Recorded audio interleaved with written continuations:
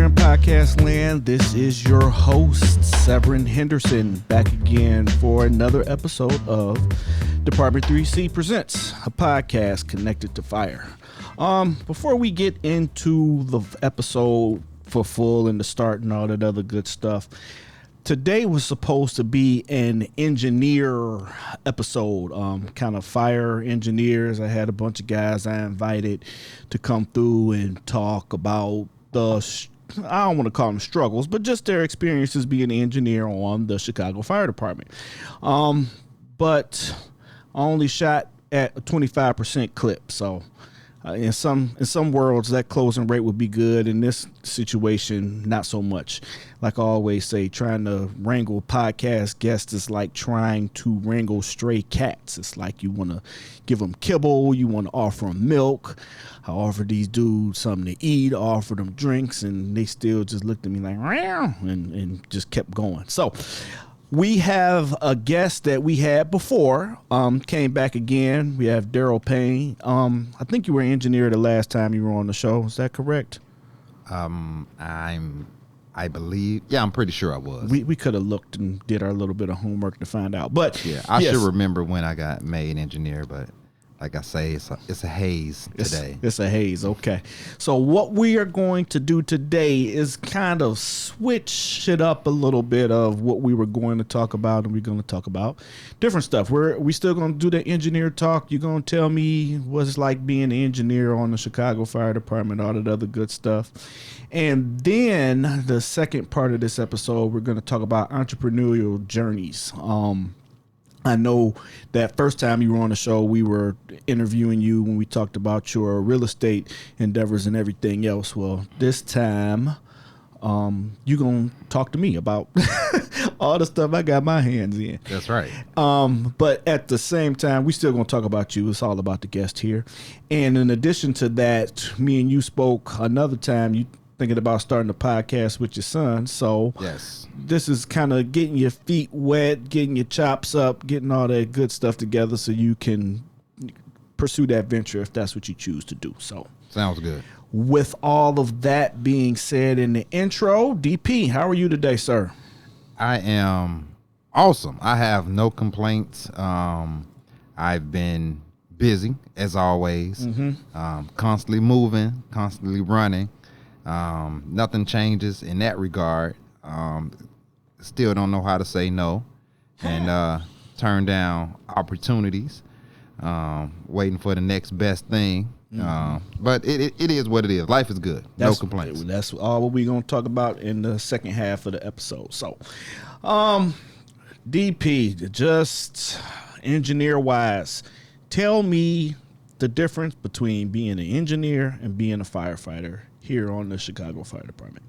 Okay, so that experience is going to be relative to each and every individual. And for me, I have to put it like this.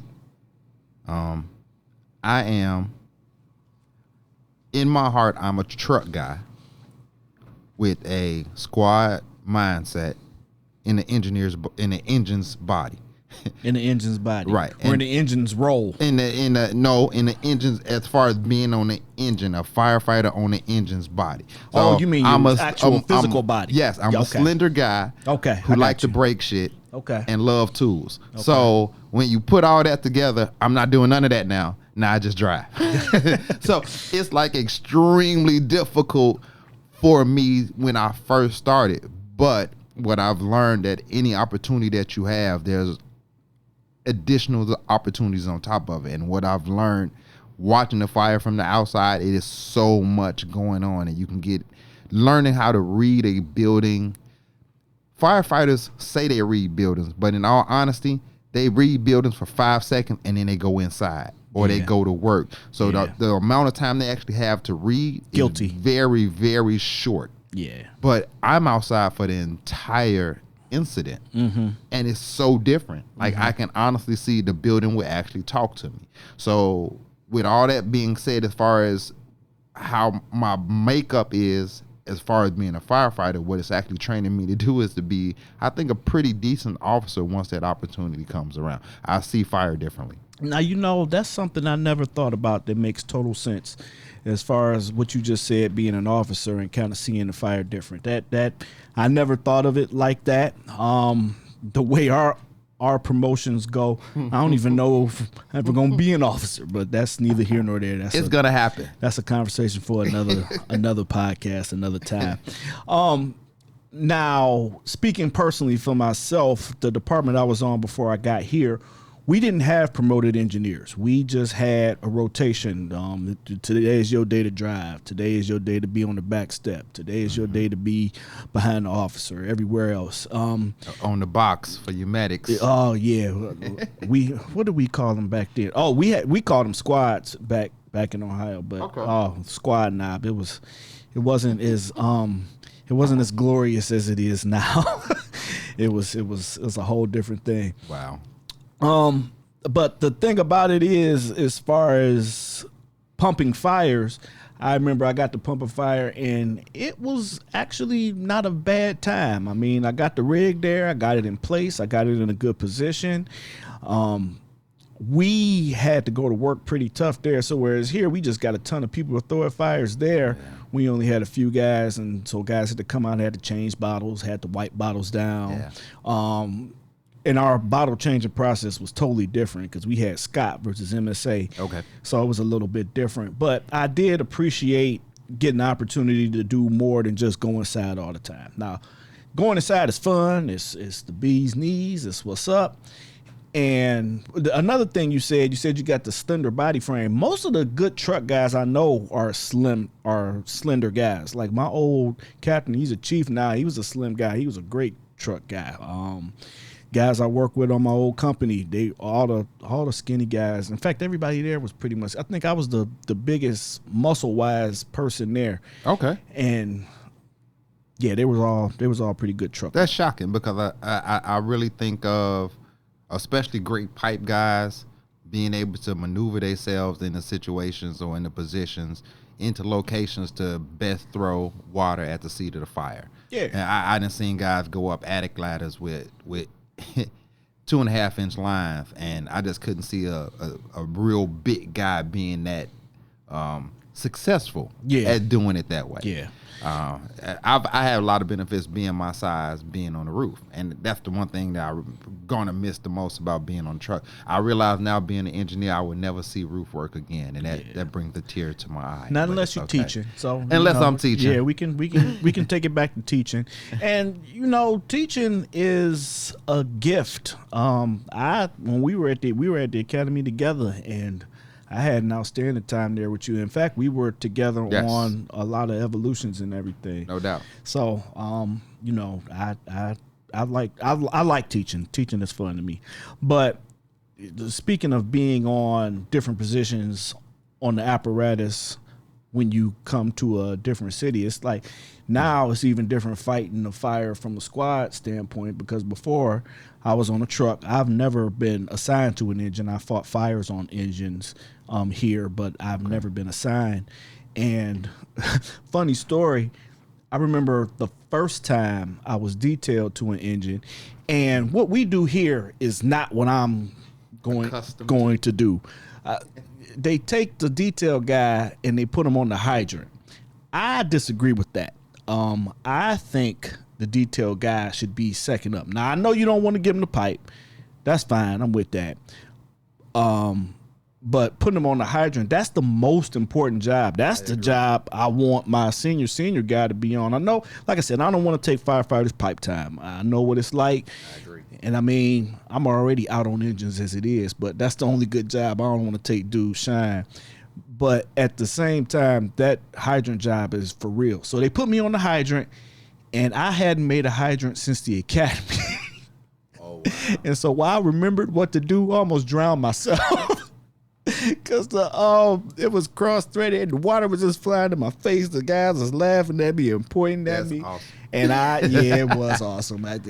Good thing it was a nice day outside because it wasn't that bad. But, yeah, I almost drowned myself.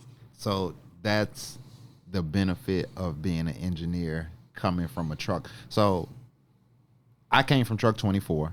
That was the only single truck in the entire city. It had no engine. We had nothing. So I couldn't even cross the floor and go to an engine. Right. So the only time I had to even open a hydrant is when we tested hydrants during the spring. Okay. So now, fast forward, now I'm an engineer, and in a high-rise fire, there is no hydrant guy. Right. You are the hydrant guy and the engineer and the guy that connects the standpipes until that second engine makes it there. Mm-hmm. So all your skills have to come in play when you that guy. If like, cause everybody else is doing something else, especially in high rise. And it's weird. I'm in the 5th district. We don't really specialize in high rises, but as luck would have it, on the east side, being at the right house on 72, I ended up with a high rise fire. Yeah. So it was interesting. I ended up being second engine. I made sure that first engine got water, so that meant I had to run to the hydrant, and it helps to just know all the job. So I was so blinded by wanting to do truck work. Me being an engineer has really helped me appreciate engine work so much, and I've ran across some awesome pipe guys to the point where they put so much pressure on the engineer.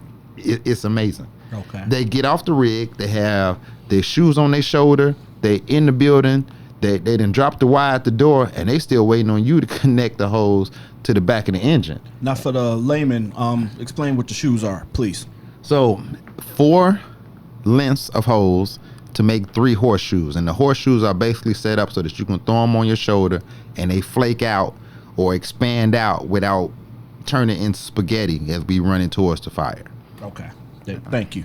Like I said, we gotta explain to people who don't necessarily right. I'm talking know fire terminology. About. It's all good. That's at the same time, we do have firefighters that listen to the podcast as well, but we want to explain to everybody who listening to the show. Fair enough. And then that's another thing, that different terminology versus different departments. So it's a worldwide show.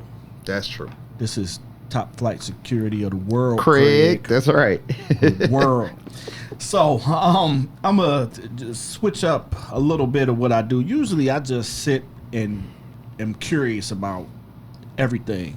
That's kind of what I do. This time came a little bit more prepared. I got some questions I want to ask. I want to see how you hit them and everything.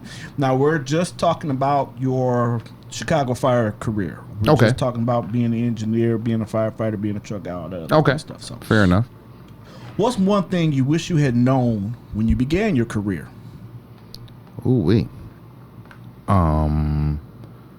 To protect my time. Okay.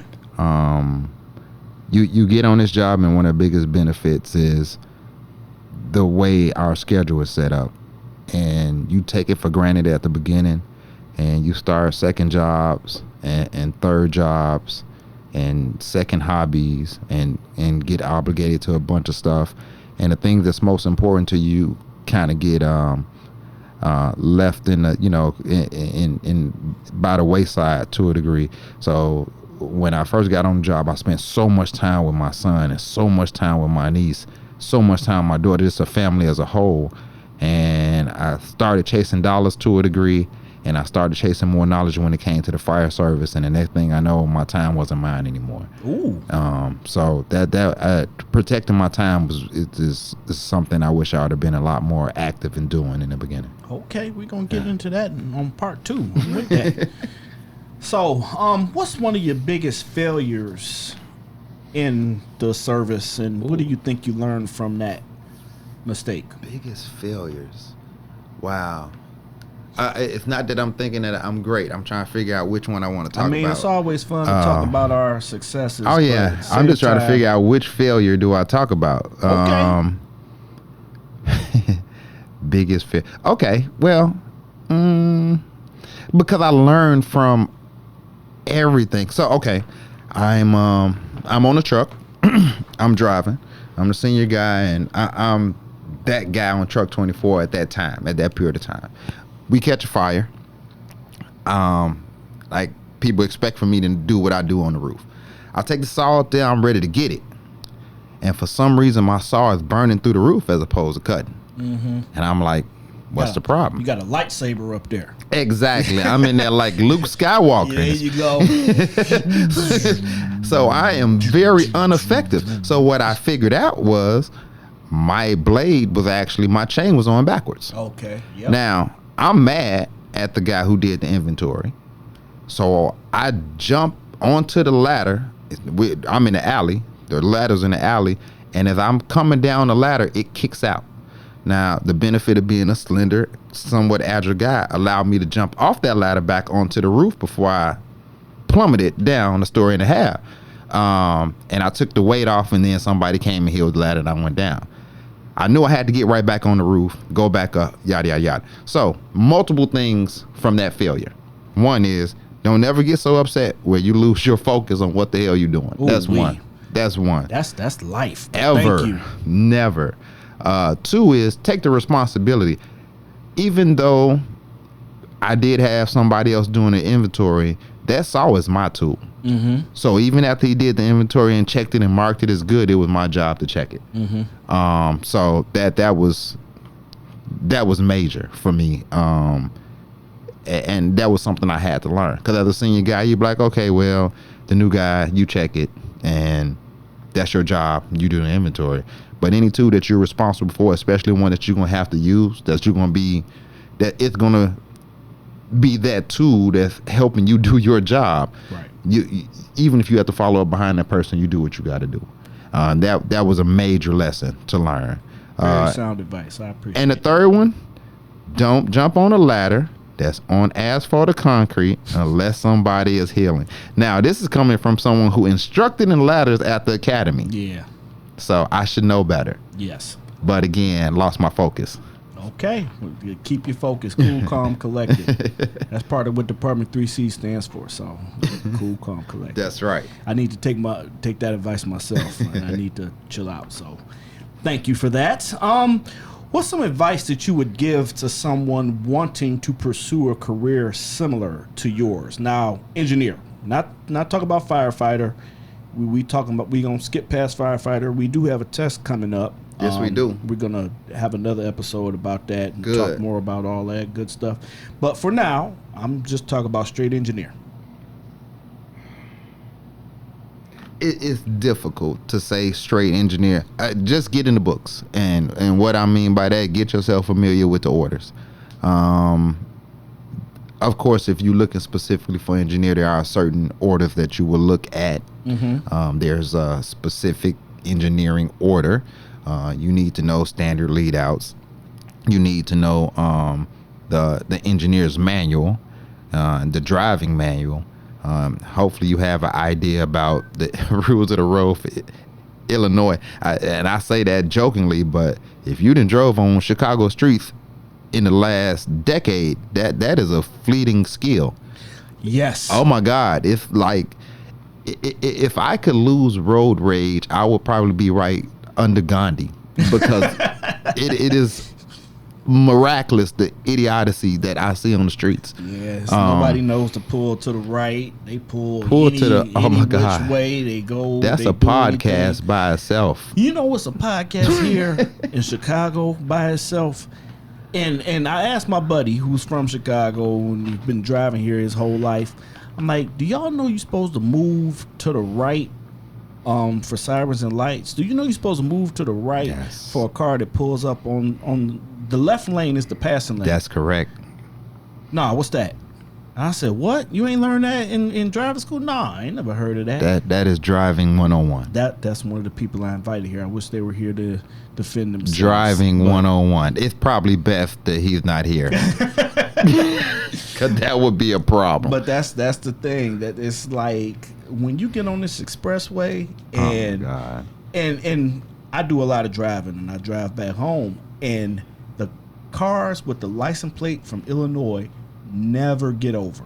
They just sit in that left lane and call it a day, and like it's just that's their God-given right to be in this left lane. The absolute worst for me are professional drivers, quote unquote, 18-wheel drivers, big trucks, cabs that don't follow the rule. You are actually in a profession that require you to know these basic rules of the road. I actually had an 18-wheeler pull to the left. Yeah. And that freaked me out to the point where I was going to a steal, and if it wasn't a steal, I would have probably stopped. And gave him some education. And it would have been a whole Reginald Denny flashback from the LA riots. Yeah, no, it was don't. Bad. I know, right? We do not need that. But that's the one thing. Those are the ones that are the best drivers. When I'm doing those long road trips, those trucks do what they're supposed to do. They get over. They stay and they every once in a while, because we are human at the same time. On the highway, I would agree. As far as the local drivers, that's a different story. It's a different story. I believe you. It's a lot of different things we do here. I'm gonna embarrass myself a bit. I just came off of a trip from a whole different state, and it was a long line to get in. And I said, "Well, somebody will let me in. Somebody let me in." Do you know the state he's pulled up behind me? You said, "You pulled in front of that car, illegal lane change. Just pull over right now." He couldn't even get it out of his mouth fast enough. And so he pulled me over. He talked to me. He counseled me. He did everything but give me the ticket. I apologized, and he said, "Okay, you didn't know. I see your license is from another state." He was very gracious. I should have got his name and number to shout him out. But thank you to the officer. Appreciate it, Blue. Right. Appreciate it. And at the same time, I was in the wrong, clearly. But that's something we do here on the regular. So a lot of times, you don't know what you don't know. And I agree. If you go out of state, I lived in California for 2 years, and if I have a parking lot in Chicago that I have to make a left turn over the yellow lines, it's no big deal. You just turn left. It's a felony in California, which I did. You can't turn left? Not over the yellow lines. You can go to the end and do a U-turn. So they'd rather you do a U-turn. State law. So again, it all depends on where you are. I'm with that. But I'm talking about the idiots that live here with Illinois license and still don't follow our route. Now, maybe they from some of your, okay, let's give them the benefit of the doubt. You from Alaska. Okay. You just got your license. Whatever. Yeah. But yeah, we know better than that too. Okay. So let me get back to the question. Again, you took me off on a tangent because I can't stand bad drivers. Okay. What would you...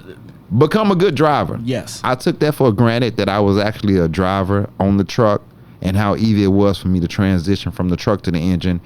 Get familiar with the apparatus, specifically the engine is different from driving a truck. It's very different. That 500 gallons, it moves around. It does move different. There's no baffles in there, so when it goes left to right, it's moving that rig. So it does make a difference. And other than that, just stay in the books. Think of driving with a G. My God. It's that much different. Yeah. Like that department I was talking about before, we had 5 and we had a G. And then we had a truck that had 2. That didn't really do anything. But that 500 and that 1,000 gallons. You had a tanker? Nope, it wasn't a tanker. It was just a engine with 1,000 gallons. We didn't depend a lot on mutual aid at the time. And a little too much machismo. In fact, I have to speak on this to a few podcasts ago.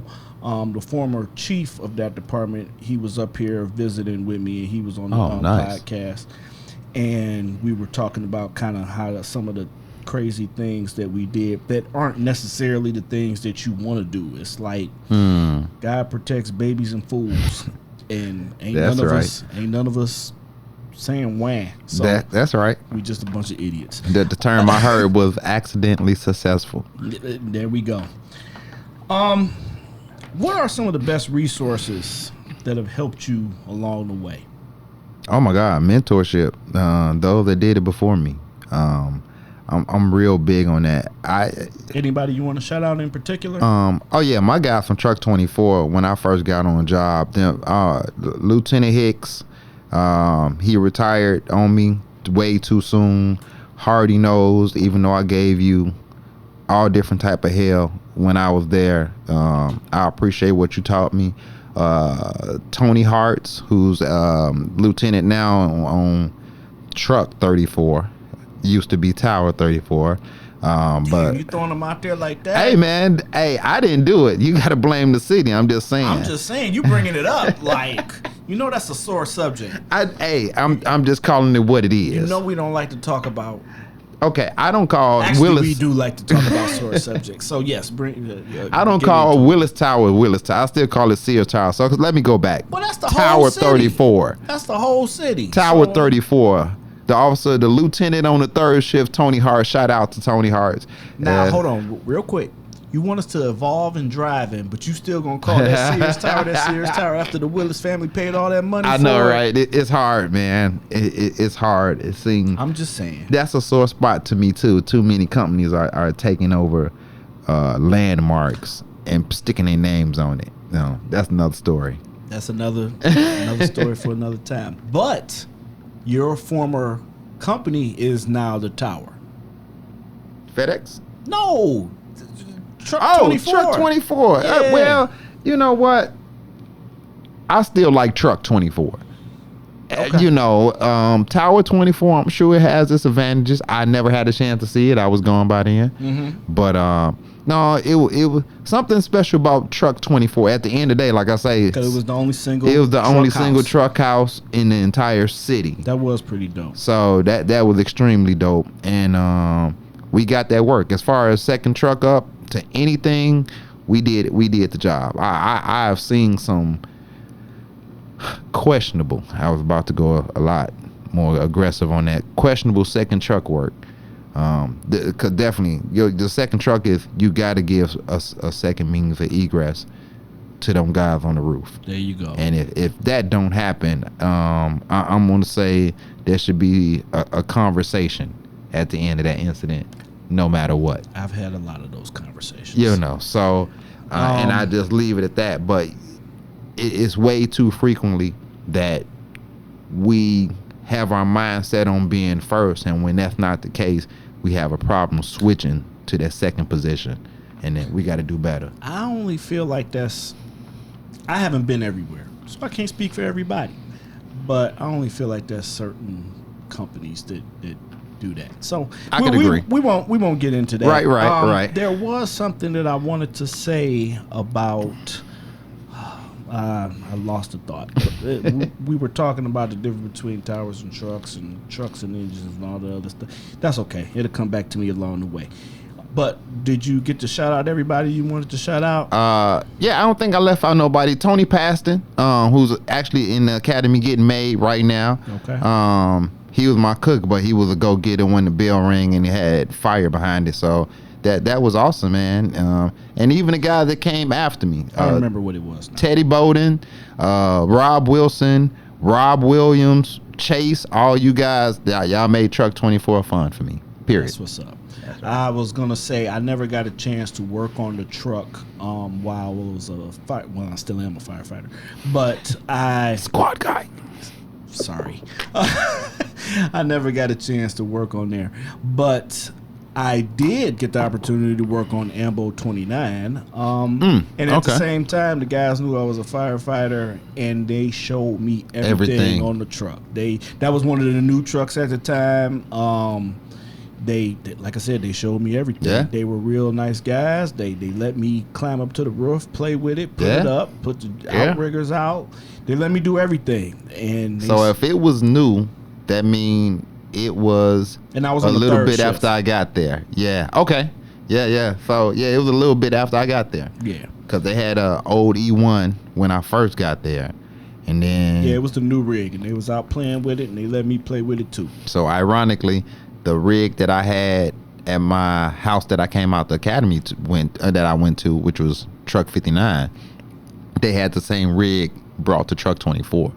So I became the instant expert in it. On that rig. Yeah. That rig stinks. Yeah, I agree. Okay. I agree, but I got so solid at it. While we here, that rig is not what's up. So. It's not friendly, no. Who are 3 people, you only get 3. Okay. Who have been the most influential to you in your career? Most influential. On the job? Yes. on the job. Oh wow, now that's hard. That's real hard. I will honestly say that's hard. Oh my God. Now don't keep saying that's hard, because I pitch my show as one that's like a layup. And then, I mean, people gonna be listening. No, like, Sev on there asking the hard questions. It's hard because it's just three people, man, and it's like it's hard to narrow it down to just three people when you have so many. When you're on a job like this, these questions aren't for that. These questions are for somebody else. But the thing about it is, we have so many people that help us out along the way and push us and guide us and everything else that it's hard to narrow it down. I will honestly say, looking back at it now, it's actually a very good question. Looking back at it now, I was highly influenced when I was in the academy. Okay. And Jamar Sullivan, he would definitely be one. Yeah. Shout out to, I don't even know what his position is. I don't know how many bugles he got crossed up at this particular point, but he's the exempt rank, high official, hazmat dude, and he's one of the most intelligent guys that I probably ran across anywhere. Me too. You know, and it's amazing. Curtis Hudson, another dude that just showed me no matter what rank you are, you can always use what you know to give back to the. I've heard a saying that you don't have to be a 10 to teach a 2. And what that means is if you're a new guy, you're a 2 and you should accept being a 2. If there's a area that you're not familiar with, you're a 2 in that. I can be a 5 in that area and I can teach a 2 and bring you to my level. And me teaching you might actually bring me to a 6 or 7 because I'm learning that as I'm teaching. And I actually realized there were so many guys that were just still firefighters that was giving back and bringing people up. And I kind of followed that role. So I would definitely say Curtis Hudson because he was my EMS director when I first came down there. Mm-hmm. Jamar Sullivan, I didn't meet him till I got to the fire side. And then, oh my God, who would I give the third one to? I would give it to, I don't want to do this. I don't want to leave nobody out. I hope don't nobody hear this. Oh, hold on. No. I hope the people that I left out don't hear this. Okay, so I would say Ray Cullors. Ray Cullors was a very big influence to me too. Okay. Because he actually took the time to sit and talk to me and teach me a lot of stuff in regards to the fire service, and kind of give me a heads up on what I could expect, the roadblocks and the obstacles I was gonna have to overcome to do what I wanted to do. That's an outstanding list. I don't think anybody can be mad at you for picking those 3 people, Good especially job. On the spot. It's not like I gave you time to study or anything. Right. So I think you're fine. Cool. What's one common myth about your profession as an engineer? As an engineer, okay. That you want to debunk? That I want to debunk? That it's easy. Okay. It's definitely not easy. It gets easier if you actually pick a house, but as a reliever, it's brutal when you're getting thrown from house to house and have to learn different. I can see that. That's a very different thing. That's why I wanted all you guys. That was my money question, because I wanted to ask all the guys that question right there. So it's definitely not easy. So as a reliever is extremely difficult because again, you don't know where you're gonna be from day to day. The buck stops with you. When it comes to getting water to those guys on the inside, you have to be solid. In Chicago, it's challenging because we got rigs that's older than some of the people that's on that's a whole nother podcast. Conversation too. So that's the issue within itself. You got different personalities when it comes to the rig. Now, I've been extremely fortunate, even though I'm in the 5th district, there's a lot of A-type personalities in the 5th district, but they allow me to take ownership of the rig. So I say, hey, this is my rig for today. My hiding guide, this is what I want from them, and normally I have no issues.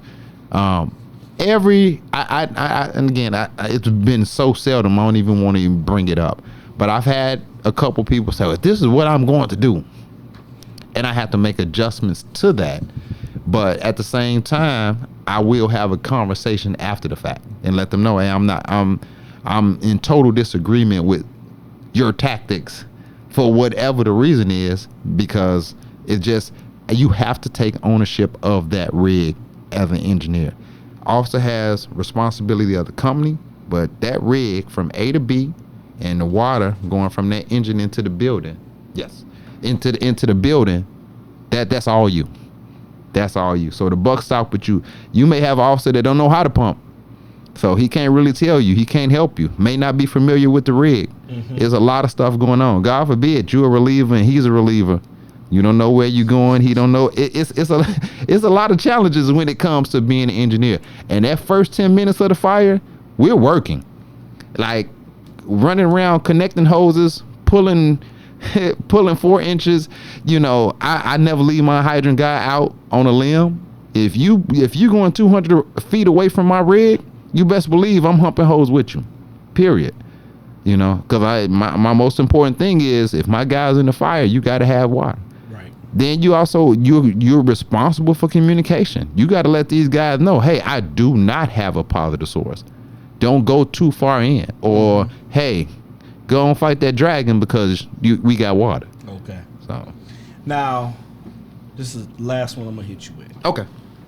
What do you wish you would have known that you didn't know going in?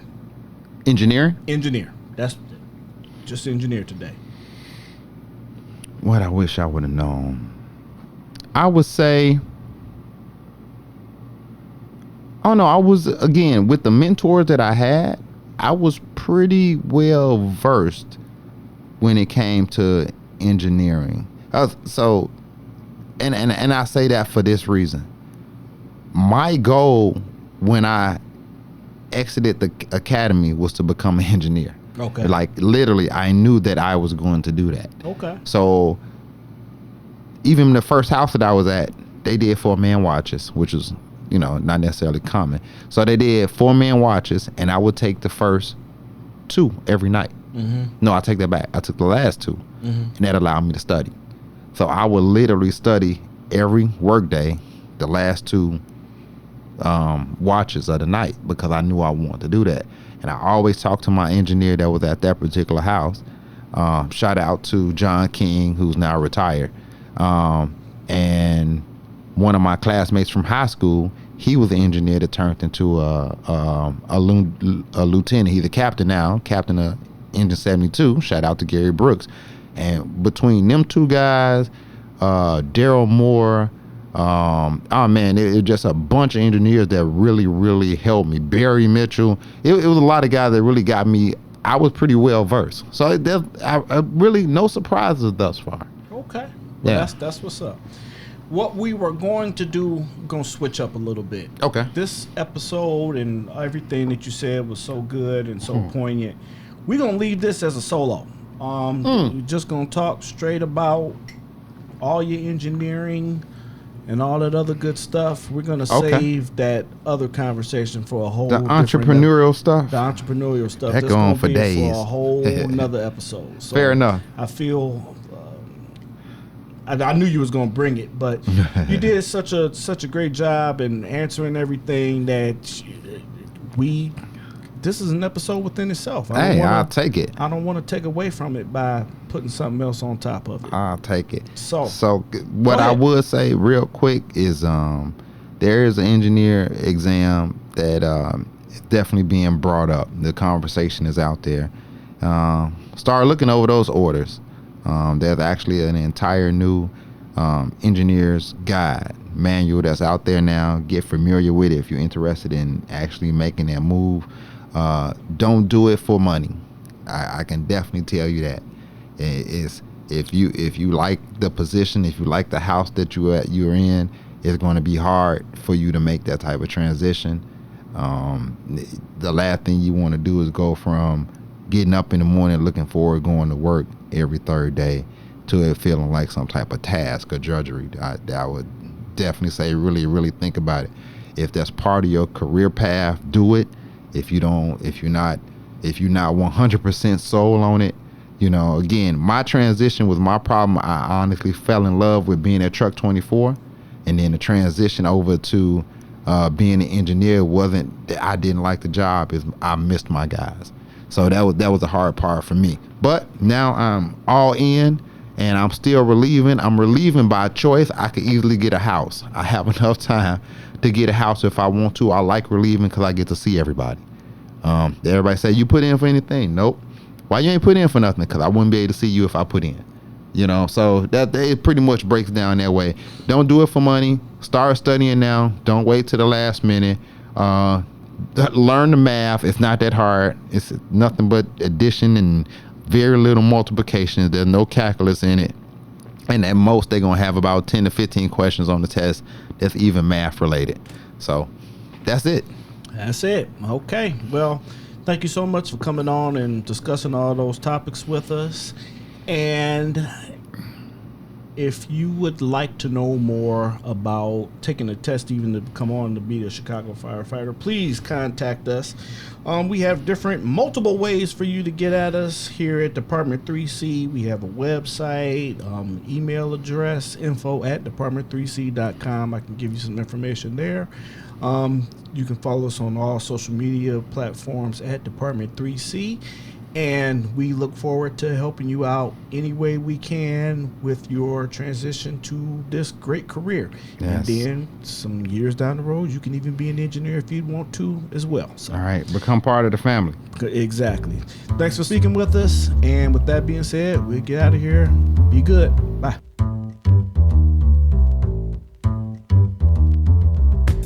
This has been a Fire and Iron Media production. You have something to say, people want to listen.